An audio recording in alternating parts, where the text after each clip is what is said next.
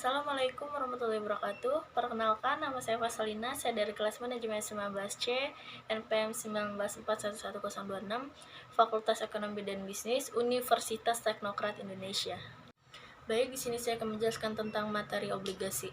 Apa itu obligasi? Obligasi atau bond merupakan suatu promise atau surat tanda berhutang di mana peminjam dana setuju untuk membayar bunga dan pokok pinjaman pada tanggal tertentu kepada pemegang obligasi.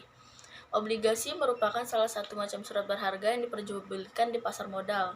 Secara umum, surat obligasi setiap lembarnya haruslah mencantumkan nilai pari atau par value, biasanya mulai dari 1 juta. Nilai pari adalah nilai yang akan dibayarkan oleh penerbit obligasi kepada pemegang obligasi saat jatuh tempo. Obligasi harus mencantumkan tanggal jatuh tempo atau maturity obligasi tersebut. Suatu obligasi harus mencantumkan suku bunga atau coupon interest rate yang menunjukkan berapa persentase dari nilai per obligasi yang akan dibayarkan per tahun sebagai bunga. Di sini ada beberapa jenis obligasi. Yang pertama, obligasi pemerintah. Obligasi pemerintah atau biasa juga disebut government bond adalah suatu obligasi yang diterbitkan oleh pemerintahan suatu negara. Dalam denominasi mata uang negara tersebut, obligasi pemerintah dalam denominasi valuta asing biasa juga disebut obligasi internasional.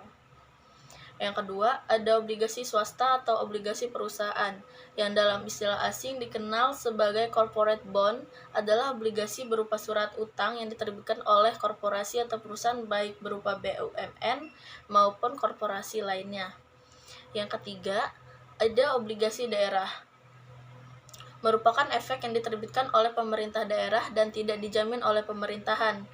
Pemerintah daerah dapat menerbitkan obligasi daerah hanya untuk membiayai kegiatan investasi sektor publik yang menghasilkan penerimaan dan memberikan manfaat bagi masyarakat yang menjadi urusan pemerintah daerah. Yang keempat, ada global bond adalah obligasi internasional yang diterbitkan sebuah negara dalam bentuk falas atau valuta asing. Global bond tidak mengikat seperti pinjaman resmi, berbeda halnya dengan utang pemerintah dari negara-negara pendonor. Di sini ada beberapa jenis obligasi berdasarkan kupon bunga. Yang pertama, ada obligasi dengan tingkat suku bunga tetap atau fixed rate.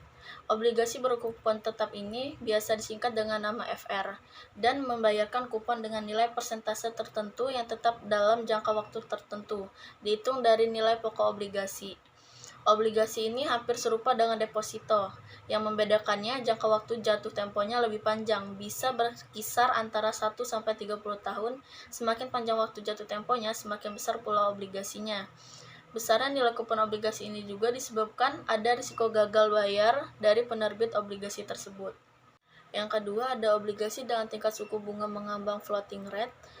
Adalah obligasi dengan bunga mengambang. Obligasi dengan bunga mengambang didasarkan pada tingkat suku bunga variabel yang penyelesaian bunganya dilakukan secara berkala.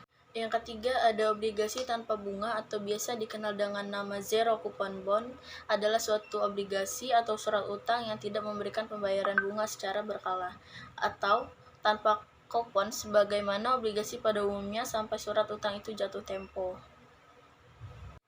Yang keempat, ada obligasi diskon penerbitan awal atau original issue diskon. Adalah jenis bunga yang tidak dibayarkan saat masih harus dibayar atau OID, biasanya disebut ketika hutang. Biasanya obligasi dikeluarkan dengan diskon.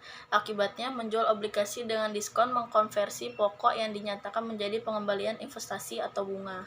Obligasi yang dapat dikonversi atau convertible bond adalah obligasi yang atas kehendak pemiliknya dapat ditukarkan dengan saham biasa perusahaan emiten.